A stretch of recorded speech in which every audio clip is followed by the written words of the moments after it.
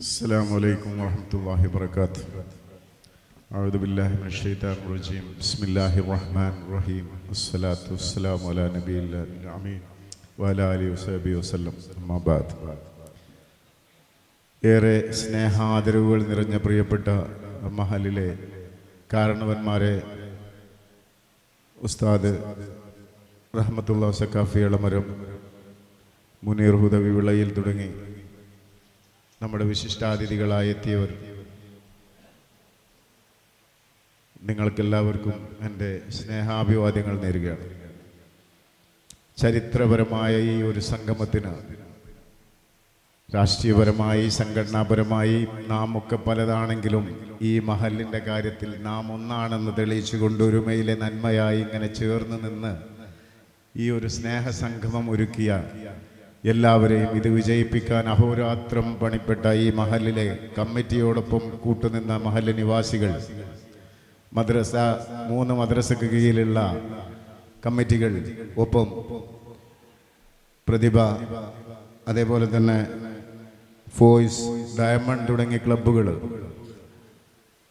മറ്റ് സന്നദ്ധ സംഘടനകൾ, പ്രവർത്തകർ, എല്ലാവർക്കും സ്വന്തം പേരിലും കമ്മിറ്റിക്ക് വേണ്ടിയും നന്ദിയും കടപ്പാടും അറിയിക്കുകയാണ്. ഇതൊരാളുടേതല്ല, നമ്മുടെ വീട്ടിലെ നമ്മുടെ സ്വന്തം പരിപാടിയായി അതിലേറെ മാതൃകാപരമായി നമ്മുടെ ഇതര സമുദായത്തിലെ സുഹൃത്തുക്കളെ കൂടി ഈ പരിപാടിയുടെ ഭാഗമായിട്ട് സമ്പൂർണ്ണ മഹല്ല് സംഗമമാണ് നാം സംഘടിപ്പിച്ചിരിക്കുന്നത്.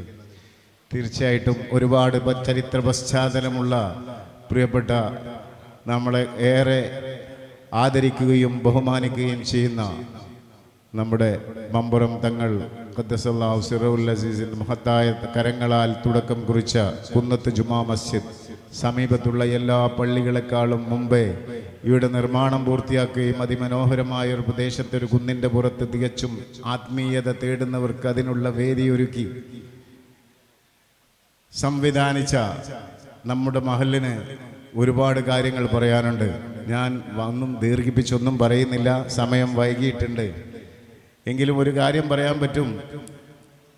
നമ്മുടെ വല്ലിപ്പമാരോ അവരുടെ വല്ലിപ്പമാരോ തിരിച്ചു വന്ന് എൻ്റെ വീട് എവിടെ, എൻ്റെ തറവാടെന്ന് ചോദിച്ചാൽ കാണിച്ചു കൊടുക്കാൻ ഒരിടമുണ്ടാവില്ല.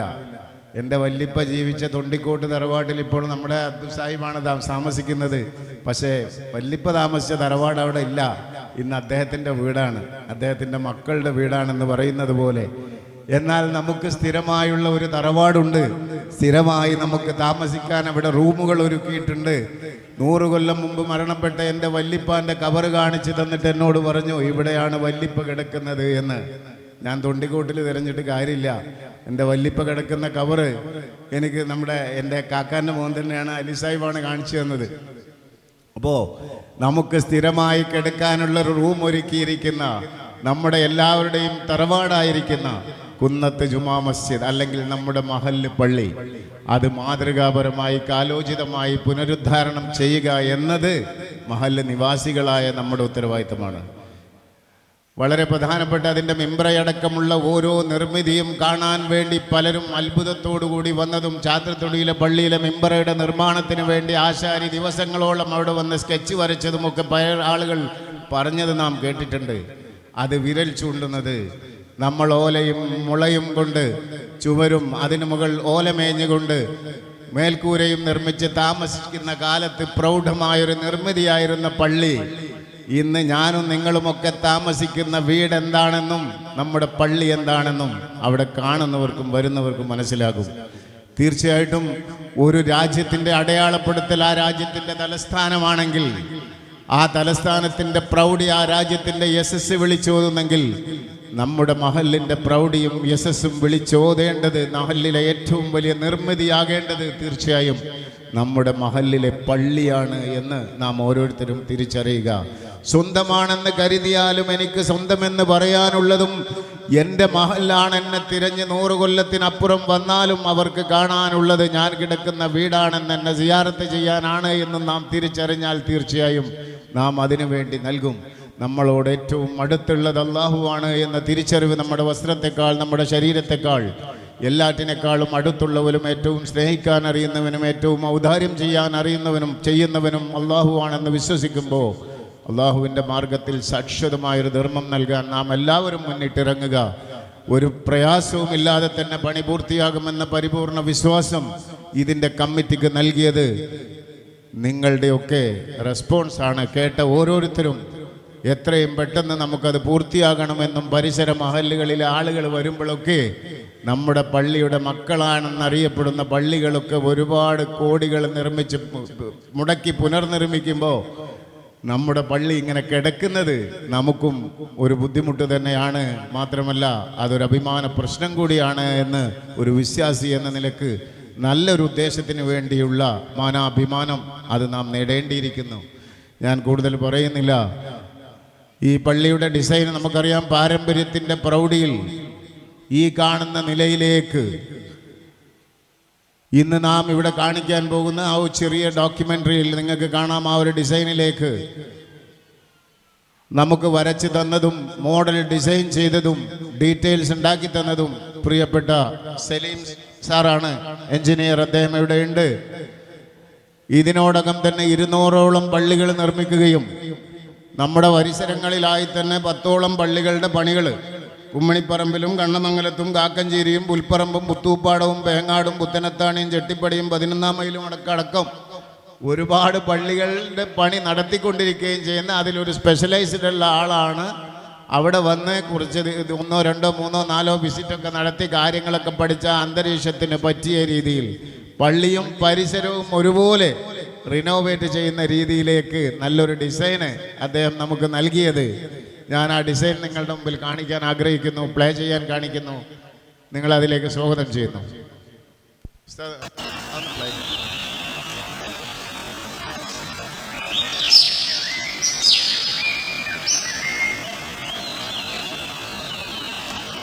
നിങ്ങൾ ആ സ്ക്രീനിലേക്ക് ശ്രദ്ധിക്കുക, 2 സൈഡിലുള്ള.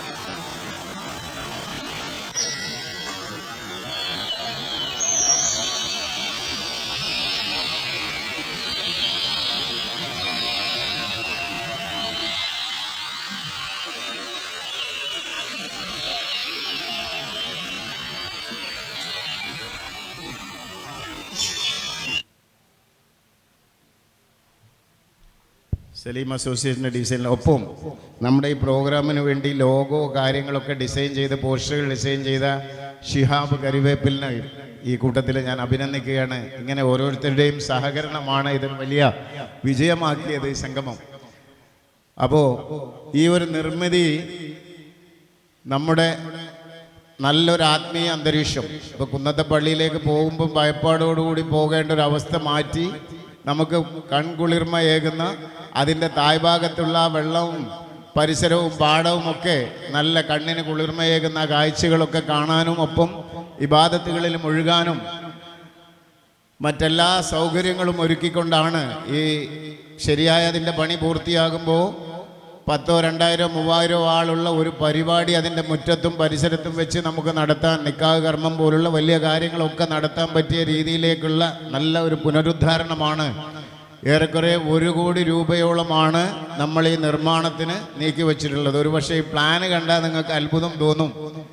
പക്ഷേ നിലവിലുള്ള പള്ളിയുടെ സ്ട്രക്ചർ, ഉള്ളിൽ ചില സൗകര്യപ്പെടുത്തലുകൾ മാത്രമേ നമ്മൾ നടത്തുന്നുള്ളൂ.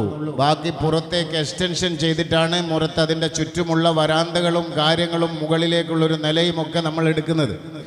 അപ്പോൾ മൊത്തത്തിൽ തട്ടി നിരത്തിയിട്ടുള്ള ഒരു പണിയല്ല. പള്ളിയിലെ നമസ്കാരം കാര്യങ്ങൾക്കൊന്നും ബുദ്ധിമുട്ടില്ലാതെ എക്സ്റ്റീരിയറുള്ള കാര്യങ്ങളൊക്കെ നടത്തുക, ആദ്യമായി നമ്മൾ കയറി ചെല്ലുന്നിടത്ത് നമുക്കറിയാം, റോഡ് നിർമ്മിച്ചപ്പോഴും സൗകര്യപ്പെടുത്തിയപ്പോഴുമാണ് പള്ളിയിലേക്ക് കയറി വരാനുള്ള ബുദ്ധിമുട്ടും അതിനപ്പുറത്തേക്ക് ആദ്യമായി കാണുന്ന മൂത്രപ്പുരയും ആ സൈഡൊക്കെ ഒന്ന് മാറ്റണം എന്ന ചിന്തയും, തുടർന്ന് കമ്മിറ്റി തന്നെ അല്ല പള്ളി റിനോവേറ്റ് ചെയ്യണം എത്രയും പെട്ടെന്നുള്ള തീരുമാനത്തിലേക്ക് എത്തുകയും ചെയ്തത്.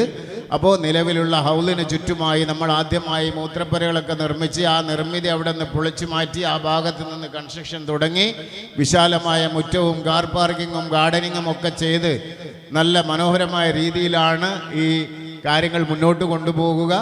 അപ്പം നിങ്ങളെല്ലാവരുടെയും സഹകരണം, നമ്മുടെ തറവാട് വീടിൻ്റെ പണിക്ക് മക്കൾ എങ്ങനെയാണോ കോൺട്രിബ്യൂട്ട് ചെയ്യുന്നത്, സഹായിക്കുന്നത്, അതുപോലെ നമ്മുടേതാണെന്നും എല്ലാവരും ചേർന്ന് വിജയിപ്പിക്കേണ്ടതാണെന്നും നിങ്ങൾ മനസ്സിലാക്കുക. മഹാനായ ഷൈനുദ്ദീൻ മഖ്ദൂം റളിയല്ലാഹു അൻഹു പൊന്നാനിയുടെ പള്ളിയിൽ പണി നടക്കുന്ന സമയത്ത് പലരുടെയും അടുത്ത് ചെന്ന് ഇങ്ങനെ കാശ് പിരിക്കുമ്പോൾ പലരും കാശ് കൊടുക്കൂല. അങ്ങനെ കുറേ തങ്ങളിപ്പാപ്പ് അങ്ങനെ നടന്നപ്പോൾ അദ്ദേഹത്തിൻ്റെ സുഹൃത്തായ ഒരു സന്യാസി പറഞ്ഞു അത്രേ, മഹാനവറുകളെ, അങ്ങേക്ക് ഞാൻ സ്വർണം ഉണ്ടാക്കുന്ന വിദ്യ പഠിപ്പിച്ചു തരാം.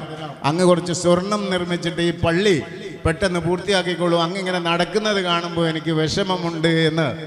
അപ്പോൾ അദ്ദേഹം അവിടെ ജോലി ചെയ്തുകൊണ്ടിരിക്കുന്ന ആശാരിയെ വിളിച്ചിട്ട് അതിൻ്റെ കയ്യിലുള്ള വാളം ഉണ്ടല്ലോ, അടിക്കുന്ന മുട്ടി, അത് തൊട്ടടുത്ത ഹൗലിലൊന്ന് മുക്കാൻ പറഞ്ഞു അത്രേ. ഹൗലിൽ മുക്കിയെടുത്തപ്പോൾ അത്രയും ഭാഗം അത് സ്വർണമായിട്ടുണ്ടായിരുന്നു. അദ്ദേഹം ആ സന്യാസി വര്യനോട് പറഞ്ഞു, എനിക്ക് സ്വർണം നിർമ്മിക്കാനാണെങ്കിൽ മറ്റൊരു വിദ്യയും ആവശ്യമില്ല, ഇരുമ്പിനെ എനിക്ക് വെള്ളത്തിൽ മുക്കി സ്വർണമാക്കാൻ സാധിക്കും. പക്ഷേ ഈ പള്ളി നിർമ്മിക്കുന്നത് ഈ നാട്ടിലെ ഓരോ ജനങ്ങൾക്കും വേണ്ടിയാണ്.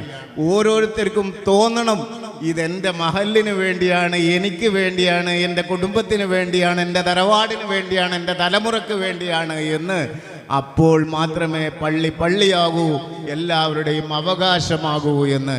അതുകൊണ്ട് ഒരാൾ എന്തെങ്കിലും ചെയ്തു എന്നതല്ല, നമ്മളെല്ലാവരും ചെയ്തു എല്ലാവരുടെയും പൊതുവായ വിജയമാകുമ്പോഴാണ് നമ്മളാകുന്നത്, നമ്മുടേതാവുന്നത്. അങ്ങനെ ആവാൻ അള്ളാഹു തൗഫീക്ക് ചെയ്യട്ടെ, വൻ വിജയമാകട്ടെ എന്ന് പ്രാർത്ഥിച്ചുകൊണ്ട് എന്നെ ശ്രവിച്ച നിങ്ങൾക്ക് നന്ദി അറിയിച്ചുകൊണ്ട് നിർത്തുന്നു. അസ്സലാമു അലൈക്കും വറഹ്മത്തുള്ളാഹി വബറകാതുഹു.